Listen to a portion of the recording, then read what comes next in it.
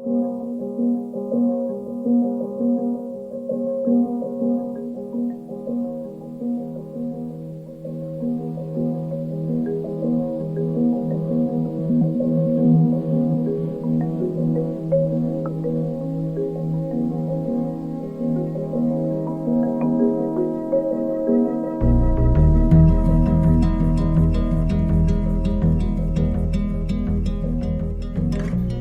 à tous, je m'appelle Kélian et depuis l'année dernière je suis missionnaire médical. J'ai tout arrêté pour justement vivre de cette passion et Dieu m'a appelé véritablement à faire ça. Et aujourd'hui j'ai le privilège, Alison m'a invité ce week-end dans le cadre d'une petite expo santé pour justement vous présenter le vaccin. Donc en tant que missionnaire médical j'ai pu avoir accès à des cours que je suis aux États-Unis chez Wildwood. Et du coup, j'ai pu étudier le système immunitaire, j'ai pu étudier le vaccin au niveau de l'ADN, au niveau en fait de plein de choses. Et aujourd'hui, on entend un peu partout, j'imagine que vous l'avez déjà entendu, que le vaccin touche au niveau de l'ADN, qu'on parle d'ARN messager, on parle de plein de choses qu'en fait on ne connaît pas vraiment. Même le système immunitaire, honnêtement, vous allez le voir tout à l'heure, on parlera d'un système lymphatique, un système qui va évacuer les déchets et de plein de choses. Et je vous avoue qu'avant même de commencer mes cours, je n'avais jamais entendu parler de ces choses-là. Alors que le système lymphatique, comme Anne-Sophie en parlera tout à l'heure dans la vidéo d'après, et puis on se rendra compte qu'en fait, le système lymphatique, le système de déchets qu'on verra, bien justement, est une des bases essentielles de notre corps. J'ai choisi de commencer par une petite phrase, Primum non nocere, une phrase qu'Hippocrate dit que l'importance avant tout, c'est de ne pas nuire. Et avant tout, c'est pour ça aussi, c'est la raison pour laquelle je voulais faire cette présentation, c'est de pouvoir partager la connaissance. Pour moi, la connaissance, c'est quelque chose qu'on peut et qui est exponentiel. Si je vous donne ma chemise, j'ai plus de chemise, mais si je vous donne ma connaissance, j'ai encore de la connaissance. Et je pense qu'avant tout, ici dans ce monde, c'est le plus important. De pouvoir partager comme l'a fait Jésus, tout simplement en fait. Jésus partageait et n'avait même pas idée de la portée. Et au fond, ses disciples, n'avaient même pas idée de la portée que ça allait avoir. Et moi, c'est cette phrase qui me fascine, c'est « Le ciel et la terre passeront, mais mes paroles ne passeront point ». Et aujourd'hui, en tant qu'humble passeur de connaissances, comme le relais qu'on passe lors des Jeux Olympiques, c'est pour ça que je souhaite vous passer cette petite connaissance que j'ai acquise. Tu peux mettre la suivante. J'ai voulu commencer par Hippocrate, le premier des médecins, là où toute la médecine moderne s'est basée. On parle des médecins qui font le serment d'Hippocrate après leurs études, après leur doctorat. Et Hippocrate parle d'une phrase très connue et j'imagine que vous l'avez déjà entendu parler, c'est que ton aliment soit ton médicament. On la verra tout à l'heure au travers des huiles de la santé, que oui, notre alimentation, au niveau de plein de choses, a un impact beaucoup plus qu'on ne le pense. Il parle de la suivante, toute maladie commence dans les intestins, celle-là aussi très connue dans le milieu de l'hygiénisme, et des médecins aussi commencent à prendre conscience de toutes ces choses-là. On a beaucoup de recherches, beaucoup de médecins en recherche que je connais qui ont fait ces choses-là et ces recherches concrètes où en fait la flore bactérienne qu'on verra tout à l'heure et que Anne-Sophie parlera dans la seconde vidéo, est un monde où les médecins aujourd'hui et depuis les années 90 où en fait on se penche là-dessus quoi. On n'imaginait pas à quel point le corps était bactérien avant tout d'être cellulaire. Et c'est pour ça que Hippocrate, des centaines d'années avant nous, avait déjà conscience de ces choses-là. Et avait une approche une approche au niveau de la médecine, mais hygiéniste, et qui est totalement différente d'aujourd'hui en fait. Certains médecins la pratiquent et aujourd'hui j'ai compris, et j'en ai fait mon choix de vie, c'est de pouvoir aborder les choses de manière concrète. On parlera des 8 lois de la santé. Et donc voilà, comme j'ai marqué, l'approche de terrain, les symptômes sont des signes et non des maladies en tant que telles en fait. Parce que le corps réagit en fonction de certaines bactéries, certains pathogènes qu'on verra tout à l'heure. On parle de la loi de l'homéostasie aussi. Je vous invite à chercher des recherches qui est vraiment intéressante, où le corps lui-même se régule au travers de processus régulataires comme un pendule en fait. Et petit à petit pour retrouver la pleine santé et que le corps combat. Tu peux mettre… Et pourquoi est-ce qu'aujourd'hui en fait on a deux visions de la médecine qui sont totalement différentes? C'est parce que dans les années justement au 19e siècle et 18e, on avait deux hommes, Antoine Béchamp et Louis Pasteur. Pasteur aujourd'hui, c'est là-dessus qu'on a basé notre médecine. On parle de rue Pasteur à Strasbourg, une université, que je connais, un ami qui a été prof de la médecine, d'histoire de la médecine là-bas. Et mon voisin d'ailleurs. Et quand je parlais avec lui de Antoine Béchamp et de Louis Pasteur, il ne connaissait même pas Antoine Béchamp. Et c'est pour ça que même personnellement, j'ai toujours entendu Pasteur, que la médecine était basée sur Pasteur. Et Pasteur avait parlé comment dire, du monomorphisme. Ce terme technique, en fait, signifie tout simplement que notre corps ne pouvait pas s'adapter en fonction de son environnement. Il était essentiel pour lui d'éradiquer tous les virus et toutes les bactéries qu'il y avait autour de nous parce que notre corps ne pouvait pas le faire, tout simplement. Alors on devait, au travers de molécules qu'on devait faire chimiquement ou alors qu'aujourd'hui on fait, ou alors au travers de plein de choses qu'on devait produire nous-mêmes nos propres défenses parce que tout était pathogène. On vivait dans un milieu pathogène. Pardon ? Oui, avec les médicaments, on parle de plein de choses et comme j'en ai plus en tête, mais certaines médecines aujourd'hui sont basées là-dessus. Donc les choses viennent de dehors ? Viennent de dehors en fait. Et tout est pathogène, tout va nous nuire et tout va nous détruire. Selon Pasteur. Selon Pasteur. Et Antoine Béchamp, lui, à l'inverse, avait une vision un peu plus comme Hippocrate, tout simplement, basée sur l'hygiénisme. En se disant, mais non, en fait, il a fait une découverte sur les microzymas, où justement le froid a impacté les cellules. Et il disait, mais peut-être que tout n'est pas pathogène. Peut-être qu'en fait, on est nous-mêmes peut-être dotés de bactéries, peut-être on est dotés de virus. Et au lieu de dire que tout est pathogène, peut-être que ça ne l'est pas en fait. Il avait découvert il avait fait quelques petites expériences, il n'avait pas eu encore les progrès techniques qu'on a aujourd'hui.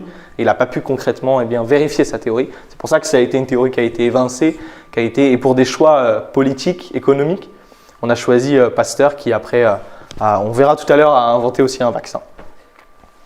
Le deuxième, donc peut-être qu'il a compris que les choses viennent des détails. Oui, Antoine Béchamp s'est dit, mais on a déjà le terrain pour justement se préparer à ça, pour se préparer aux pathogènes. Et nous-mêmes, on peut se protéger par l'hygiène de vie en fait. Il avait vraiment une approche d'hygiéniste, à l'inverse de Pasteur. Donc c'est l'hygiénisme ça. Voilà, l'hygiénisme. Ok. Ouais. Et du coup, on va faire un petit récapitulatif du système immunitaire. Je pense que c'est important. Avant de tout de parler de vaccins, de comprendre qu'est-ce qui se passe. Et donc tu peux passer. Le système immunitaire, tout commence dans la moelle osseuse. Dans chacun de nos os, notre moelle osseuse va produire des petites cellules qui elles-mêmes vont se transformer en nos cellules, nos globules rouges, nos globules blancs et les plaquettes. Les plaquettes sont là pour, si imaginons on se coupe avec un couteau, pour cicatriser la plaie, donc avec plein de processus. Si ça vous intéresse, vous verrez, il y a plein de documentation de toute façon sur internet. Et au niveau elles vont les globules blancs pour nous protéger par rapport à tout ce qui est pathogène, on le verra tout à l'heure, et les globules rouges avec l'hémoglobine pour apporter l'oxygène au niveau du sang. Tu peux passer à la suivante. Et là, j'ai dressé un peu un tableau avec moi je l'ai trouvé sur internet, hein, mais avec toutes les sortes de globules blancs. On parle des lymphocytes B, des lymphocytes mémoire, lymphocytes T, lymphocytes T cytotoxiques. Et on parle de… Attends, j'ai dressé un peu un tableau de tout ce qui se passe. Lymphocyte T, lymphocyte B. Et on parle de cellules dendritiques, qu'on verra un peu plus tout à l'heure.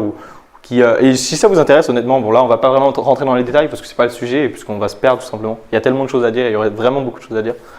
Mais voilà, c'est un peu… Bon, il y en a aussi plusieurs. On parle des cellules naturelles tueuses, qui vont avoir un rôle au niveau du système adaptatif, immunitaire, et celui de l'inné. Est-ce que tout ça, c'est nos soldats ? Exactement. En fait, c'est comme on en parlait la dernière fois, c'est vraiment comme une muraille, en fait, comme un château dans lequel il y a plusieurs soldats, des infanteries, ceux qui vont être là pour les archers. Et c'est ça. Et par exemple, on parle des lymphocytes B mémoire qui vont se souvenir, les lymphocytes T et les lymphocytes B mémoire, qui vont se souvenir des agresseurs et des agresseurs qui ont eu lieu. Et imaginons le virus, par exemple la grippe, tout simplement.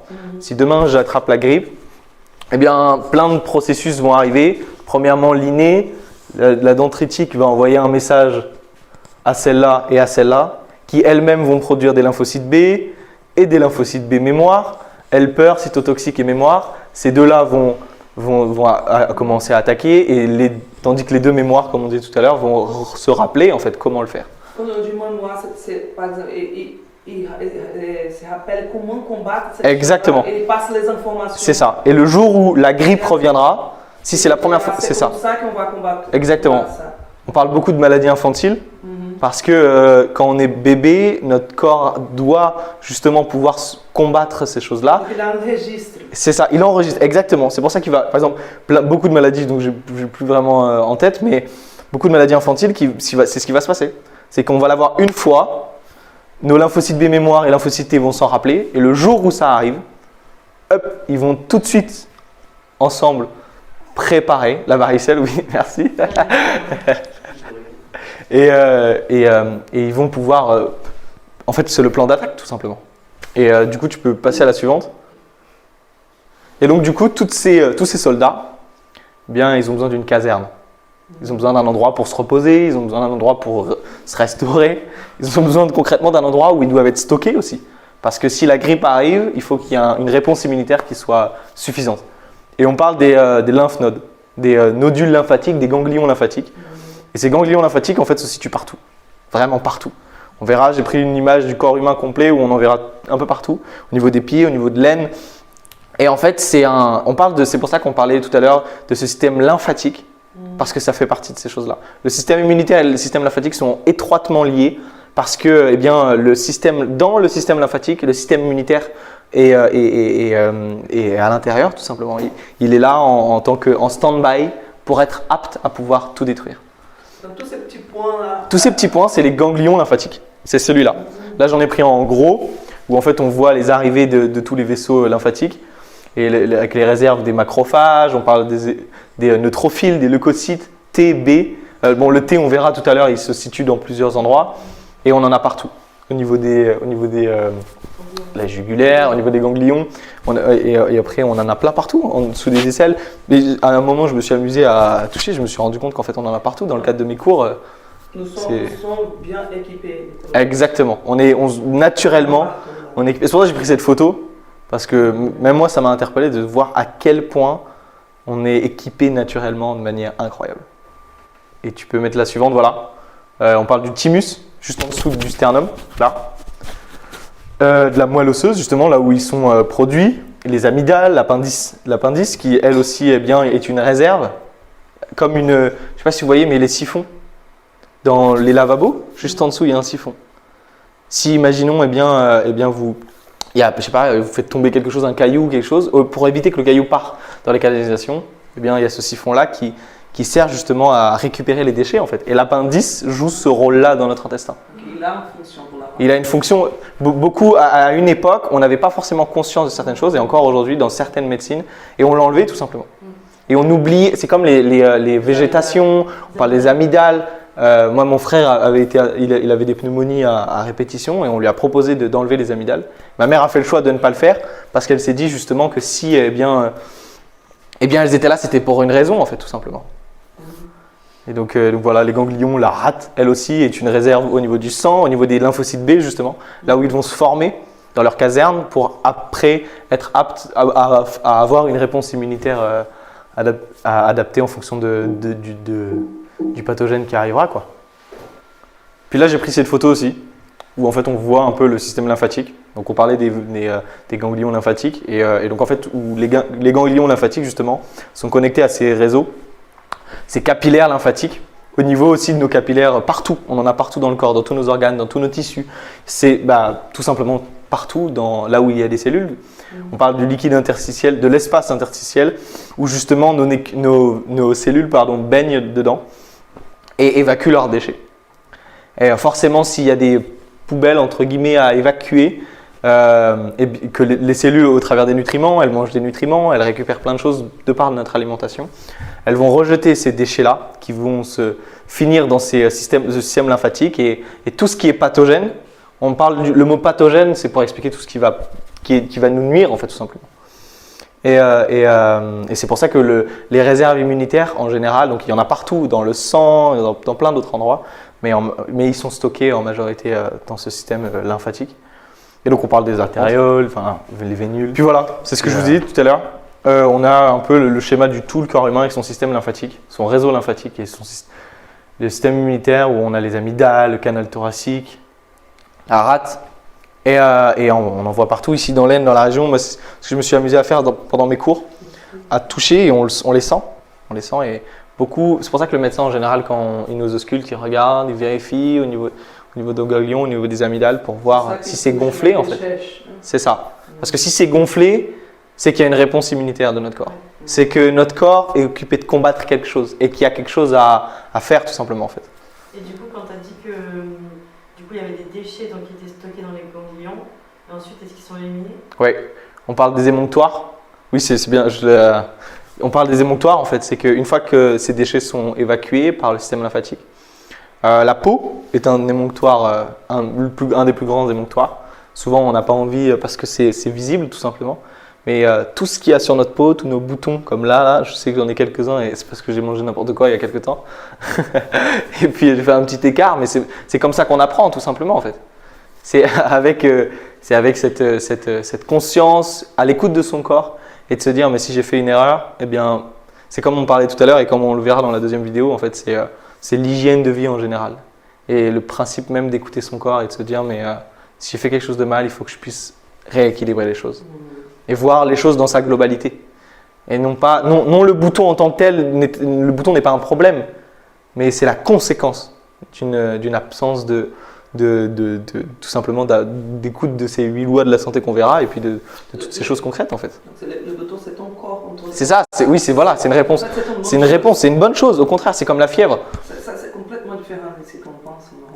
C'est comme la fièvre. Souvent, on dit ah t'as de la fièvre, ah c'est pas bien, il faut prendre. Enfin c'est pas qu'on dit que c'est pas bien, mais on dit ah il faut prendre un Doliprane pour atténuer la fièvre, pour éviter. Mais la fièvre est une réponse du corps. C'est une adaptation tout simplement en fait. En fait, des choses qu'on considère comme maladie, en fait, c'est les corps en train de combattre. C'est ça. Et c'est pour ça que c'est une vision totalement différente que j'expliquais tout à l'heure que Pasteur a eu et que Béchamp a eu. Et si on regarde un peu l'histoire, comme on l'a vu tout à l'heure, en fait, Hippocrate, tous les médecins auparavant, cette médecine hippocratique, cette médecine de terrain, a des milliers d'années d'avance. Tandis que notre médecine aujourd'hui sur laquelle on est basé, n'a en vérité que quelques centaines d'années. Et c'est pour ça que le fait le projet même de cette présentation, c'est ça. C'est non pas de vous montrer telle chose est bonne, telle chose n'est pas bonne, mais juste de faire en sorte de pouvoir vous partager des visions différentes et de faire en sorte, en fait, tout simplement de pouvoir choisir par vous-même, en fait. C'est ça, c'est se poser des questions, mais on y reviendra tout à l'heure. Et tu peux mettre la suivante, ouais, merci. Et puis, ouais, les différentes attaques. Ce que je disais tout à l'heure, on peut se couper au niveau chimique, au niveau physique, chimique, biologique. Et la majorité de nos attaques sont là-dessus. Et c'est toutes ces attaques que le corps, justement, va vaincre en fait, à travers du système immunitaire. Et je dressais un petit peu de ce que le corps peut être amené à combattre. Et tu peux mettre la suivante. Et justement, en fait, dans cette organisation de ce combat, on parle de cette réponse immunitaire innée et acquise. Dans l'inné, on a des barrières naturelles. On a au niveau humoral et au niveau cellulaire. Les barrières naturelles, c'est donc on parle de la peau. Et en fait, oui, pour revenir inné, la réponse innée, c'est que c'est une réponse où le corps n'a pas besoin de sonner une alerte générale. C'est qu'il y a déjà des troupes, tout simplement comme des policiers qui vont se balader partout dans tout notre corps humain, dans toute la ville. Et dès qu'il y aura une petite bagarre à un endroit, dès qu'il y aura quelque chose qu'il faut pas, dès que justement ce système immunitaire, ces globules blancs vont voir quelque chose de mal, vont pouvoir le réduire et l'attaquer en fait. On parle d'inflammation, on parle de phagocytose, d'un agglutinement justement de tous ces globules blancs. Et on parle d'inflammation où justement il y aura une vasodilatation. Bon, j'ai pas mis ces images-là parce que sinon ce serait trop long à expliquer. Mais tout simplement, eh bien, le corps va proposer des réponses naturelles où il n'a pas besoin de sonner l'alerte générale. Et en fait, au niveau cellulaire, il va envoyer des macrophages pour détruire des neutrophiles, des NK natural killers qu'on a vu tout à l'heure dans le schéma, des lymphocytes, lymphocytes B et les anticorps, les fameux anticorps. On en parle souvent au niveau des vaccins parce que on en parlera tout à l'heure. Et puis au niveau de la flore intestinale, bon, je le fais à l'inverse, mais et puis la flore intestinale aussi est vraiment importante, une barrière, comme je vous le disais tout à l'heure. Ça, ces trois choses-là, c'est ça. C'est trois, au niveau de barrière naturelle, au niveau humoral et au niveau cellulaire, c'est des choses qui sont innées. où il n'y a pas besoin d'alerte générale. Nous sommes très équipés. C'est exactement, c'est ça. Puis, Donc la différence avec inné et acquis, c'est quoi du coup? et la différence entre inné et acquise, concrètement, c'est que une fois que l'inné et que la réponse immunitaire a besoin d'être plus importante parce qu'il y a une quantité de soldats, c'est tout simplement comme un château. Vraiment, s'il y a une attaque de soldats et de milliers de cavaliers qui arrivent de l'ennemi adverse, eh bien, il va y avoir une alerte générale parce qu'il n'y aura pas assez de troupes pour contenir tous les ennemis qui vont arriver. Et c'est pour ça qu'on parle de cette immunité acquise, cette réponse immunitaire acquise, ou spécifique, en fonction justement des attaques, où là il y aura une réponse beaucoup plus importante des lymphocytes T, des lymphocytes B, des anticorps, des lymphocytes. En majorité, les lymphocytes T et B sont ceux qui travaillent le plus avec les macrophages. Bon, bien sûr, il y en a une quantité astronomique, comme on a vu le tableau tout à l'heure. Mais pourquoi acquise encore? Désolé, pourquoi on dit acquise? Parce qu'elle va être acquise en fonction de la quantité de soldats. Spécifique. J'ai mis acquise, mais on peut mettre spécifique. En général, on parle de spécifique. C'est que ça va être spécifique à une attaque. C'est bon, ok. Mais la réponse immunitaire acquise n'est pas indispensable. C'est-à-dire qu'il peut y avoir une réponse immunitaire innée. C'est ça, la majorité des cas. La majorité 80. Est-ce que je peux faire une comparaison un peu grotesque? Il y a la force policière et il y a la SWAT. Exactement, oui c'est ça, exactement. C'est qu'il y a la police, il y a les forces spéciales. C'est magnifique, c'est ça. C'est des forces spéciales, tout simplement. C'est que là, ça a été c'est ça. Oui, le GIGN, le RAID, toutes ces forces ou les commandos en fait, qui vont être les parachutistes, qui vont être envoyés spécifiquement pour détruire un endroit précis et en renfort tout simplement en fait. Et là, la majorité, mais c'est pour ça les commandos et le RAID, bon, il y en a beaucoup, mais la majorité sont ces barrières naturelles, humorales et cellulaires. Et donc, tu peux mettre la suivante. Et du coup, voilà, on a un peu dressé le schéma de cette histoire de la médecine, de cette orientation que la médecine a eue.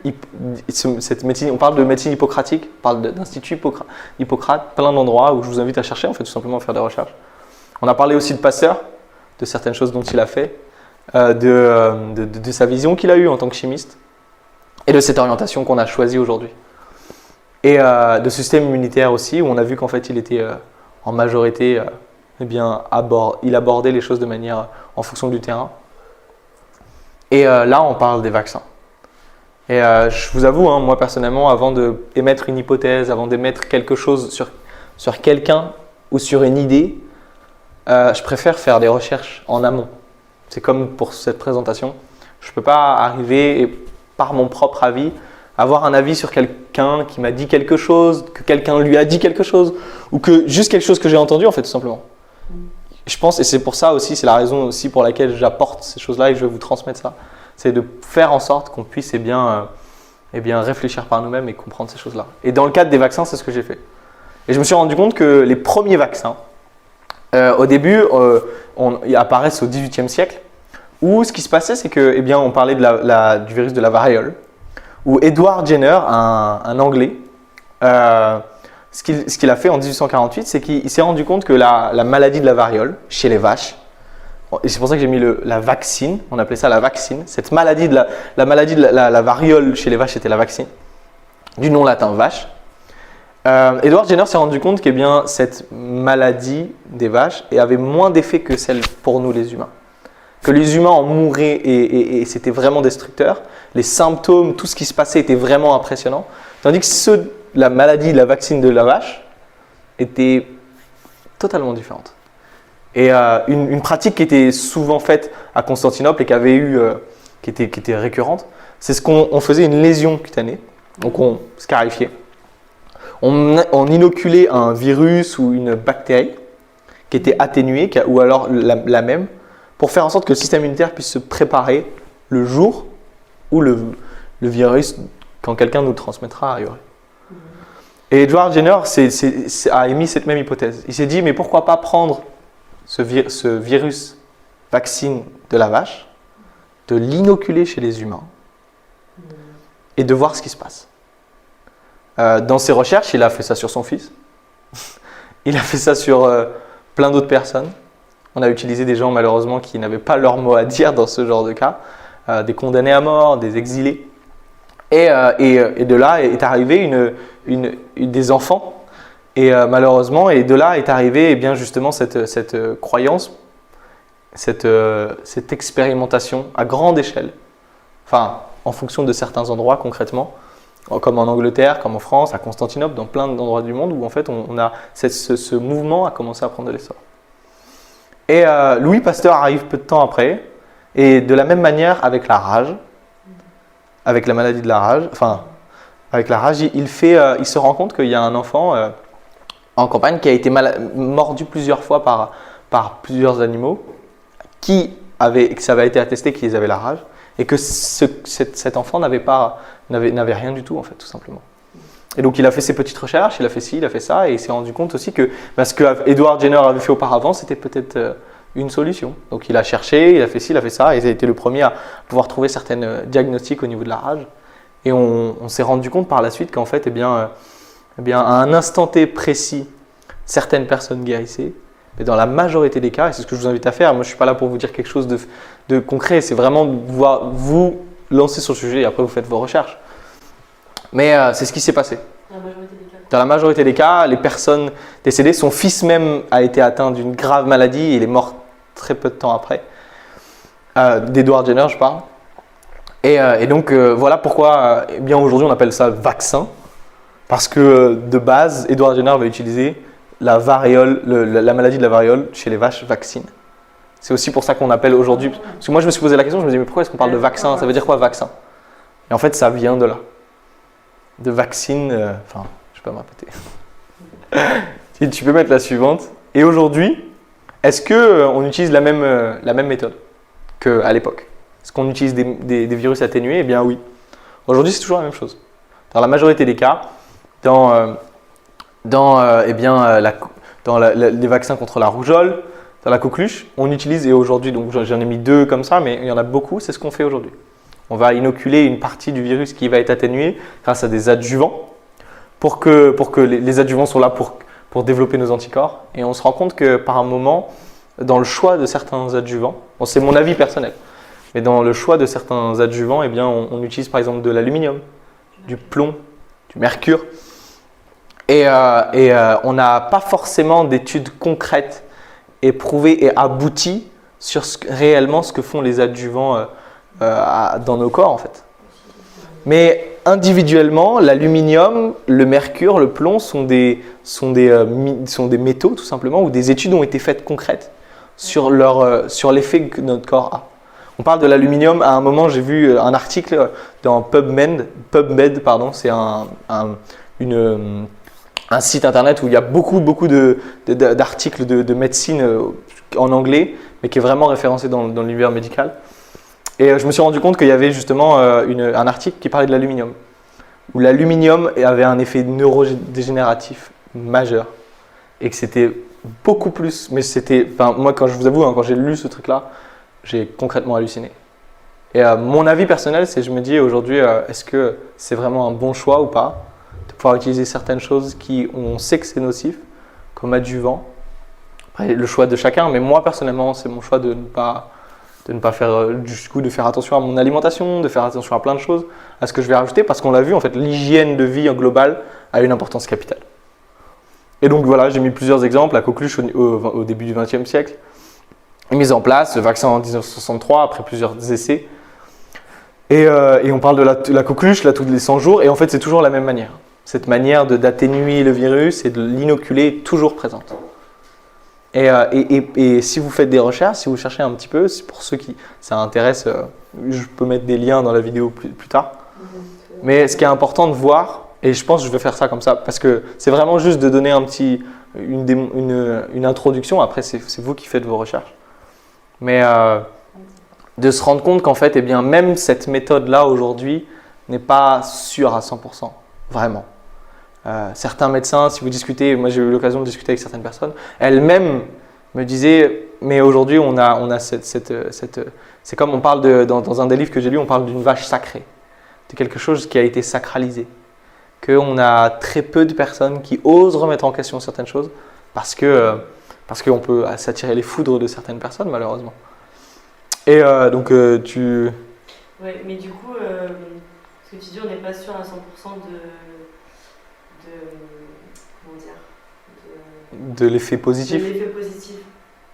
Mais du coup, est-ce qu'il y a eu des effets négatifs aussi par rapport à ces vaccins? Bah, là, c'est là où c'est intéressant, c'est certaines personnes avancent l'idée de dire que c'est totalement positif et que tout est bien, que tout est correct, que jamais il y aura de problème, qu'il n'y a aucune répercussion. Et à l'inverse, moi, c'est ce que j'ai été amené à voir certaines vidéos, à voir certaines choses, à concrètement parler à certaines personnes et à écouter des témoignages de mères, de personnes qui ont été vaccinées. Moi, je vous avoue, hein, ma grand-mère, elle en a aussi eu beaucoup d'expérience par rapport à ça. Et elle en est malheureusement morte aussi à cause de ces choses-là. Et ça a été prouvé. C'est que malheureusement, eh bien aujourd'hui... ouais. Et c'est parce que eh bien, certains disent que son hygiène de vie n'était pas correcte, certains disent si, c'est ça. La vérité absolue, personne ne l'aura. Seul Dieu la connaît. Mais je pense que c'est pour ça de prendre en conscience aujourd'hui, je me pose des questions. Avant tout, c'est vraiment de me dire, je me pose des questions et démêler le vrai du faux. Et pour répondre à ta question, justement, on a, oui, beaucoup plus qu'on ne le pense. De témoignages de mères, de témoignages d'enfants qui ont grandi avec certains handicaps, que certains adjuvants comme l'aluminium, comme le mercure, comme le plomb, comme d'autres que je n'ai pas forcément en tête là maintenant, mais et qui ont eu des effets totalement destructeurs. On parle de beaucoup de pathologies lourdes qui aujourd'hui sont liées à maladies auto-immunes, maladies... honnêtement, on se rend compte que c'est quelque chose vraiment d'une ampleur c'est à cause importante. de ces éléments-là qu'ils étaient Oui. ajoutés. On parle d'éléments qui ont été ajoutés et puis de plein de... avant, jusqu'à cette nouvelle technologie-là. Hein. C'est ça. Et puis, c'est pour ça aussi que je voulais... 2021. C'est ça. C'est pour ça que j'ai mis juste en dessous. Et en 2021, aujourd'hui, qu'est-ce qu'on fait? On parle de justement ce vaccin, comme je vous disais tout à l'heure au début de la vidéo, un vaccin ARN, un vaccin ADN. Moi, j'ai entendu des gens qui disent « on va transformer notre ADN, on va changer certaines choses ». Et du coup, je me suis penché sur le sujet. Dans le cadre de mes études, j'ai pu avoir accès à certaines choses, à comprendre le corps humain, comment il fonctionnait. Et donc, pour répondre à toutes ces questions, l'injection contre la Covid, qu'est-ce que c'est? Eh bien, on va remonter un peu. Tu peux passer la suivante. On va un peu remonter. On a notre organisme, le système, l'organe, tissu. On va s'arrêter au niveau de la cellule. Tu peux mettre la suivante. Et donc là j'ai choisi une photo d'une cellule complète. On voit le noyau avec l'ADN qui est à l'intérieur. Bon là, on ne le voit pas très bien, mais l'ADN de la cellule se situe là. La loi de la cellule. Et donc ici, on a l'appareil de Golgi, les ribosomes qui sont, je ne sais pas si vous les voyez, imagine on les voit bien, plein de petites boules partout. Et toutes ces choses sont des ribosomes. Là, on parle des mitochondries, des lysosomes ici pour détruire les bactéries. Et le ribosome a quelque chose d'intéressant. Le ribosome, en fait, ce qui se passe à l'intérieur même, c'est qu'on parle de l'enzyme polymérase qui va photocopier l'ADN. Il va photocopier l'ADN et va transformer en ARN messager. Bon, c'est en anglais la mRNA, mais on parle de transcription. Cette transcription, en fait, c'est tout simplement une photocopie.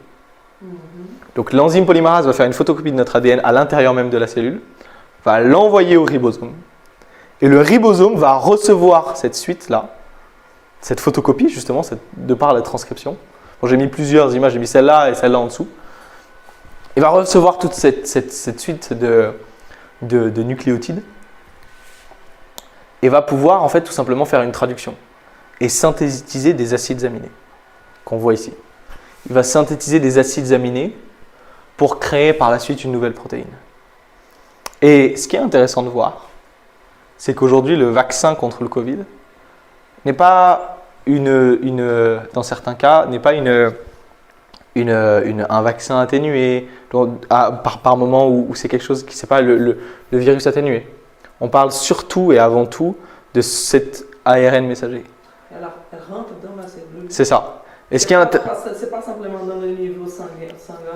C'est ça. En fait, l'objectif. En fait, c'est ça. L'objectif, tu peux en mettre juste avant. L'objectif concret du vaccin contre le Covid, ceux au niveau de l'ARN messager, c'est de passer à travers la barrière de la cellule, Oui.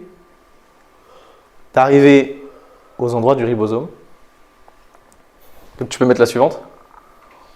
Arriver dans le ribosome, de changer la transcription qui a été faite. Ah, ok. Ça change la transcription Et en fait, de l'ADN. En fait, c'est ce qui va se passer concrètement, c'est ça. C'est que la photocopie que le corps humain aura fait va être changée par une autre photocopie.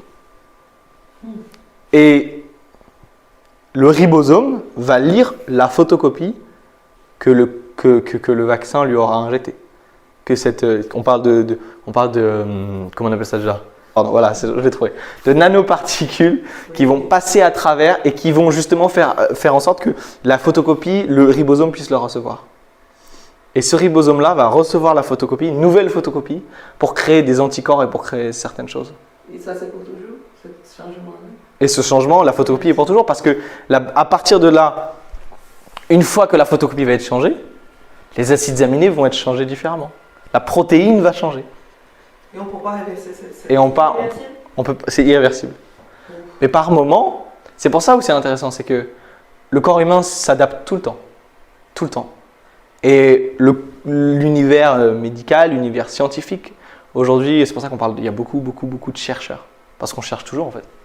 On a toujours cherché et on cherchera toujours. Parce qu'on a une complexité qui est folle, juste folle.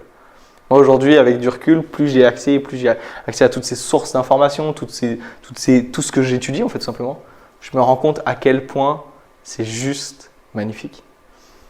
Et mon avis là-dessus, tu peux mettre la suivante. Mon avis là-dessus, en fait, c'est vraiment de pouvoir qu'on puisse faire chacun individuellement un travail de recherche, un travail de réflexion, d'analyse et de peser le pour et le contre. Au travers de cette présentation, c'est vraiment l'objectif en fait. C'est pas de vous dire ci, de pas vous dire ça. Mais c'est juste de pouvoir vous partager certaines choses que j'ai apprises, certaines choses que j'ai... Bon, je ne dis pas que j'ai la science infuse et que tout est correct. Parce qu'on est tout constamment, comme je vous dis, en recherche constamment. Et surtout se poser des questions. De pouvoir se dire ma vérité, ce que j'ai appris aujourd'hui, par rapport à tel ou tel sujet, est-ce que je peux le vérifier et est-ce que je peux concrètement en être sûr à 100%?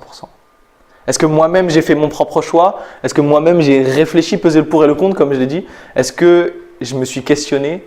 Est-ce que j'ai pris le temps, comme cette démarche de certains scientifiques en recherche, de pouvoir émettre une hypothèse, de pouvoir faire on parle de thèse, antithèse, synthèse, et de pouvoir concrètement faire une hypothèse, de pouvoir réfléchir à travers des expérimentations, et à la fin de pouvoir faire une conclusion. Et cette conclusion, c'est pour ça aujourd'hui j'essaye de jour après jour bien l'étayer, jour après jour essayer de comprendre plus. Et au travers de ces choses-là, au travers du vaccin, c'est vraiment mon objectif. Que chacun puisse prendre conscience, puisse se dire ok, il change le ribosome. Au niveau du ribosome, il va changer la photocopie. C'est irréversible. C'est irréversible. Mais le corps humain a quand même une puissance de s'adapter qui est magnifique. C'est pour ça qu'on parlera tout à l'heure de jus, on parlera de système immunitaire aussi à travers ces 8 lois de la santé qui vont faire en sorte de pouvoir nous protéger, de pouvoir tout simplement nous guider. Et c'est là où c'est magnifique. C'est que le pouvoir du vivant, le pouvoir de notre corps humain, que pour moi et mon avis, que ce dessin intelligent qui nous a créé est juste incroyable. Et aujourd'hui, au travers de la démarche que j'ai aujourd'hui en tant que missionnaire médical, c'est d'avoir une démarche d'hygiéniste, de comprendre les choses dans sa globalité, de se dire de peser le pour et le contre exactement comme ça en fait, et de me poser des questions. Parce que plus je sais que je ne sais rien. Que Dieu vous bénisse, et puis je vous souhaite une magnifique journée.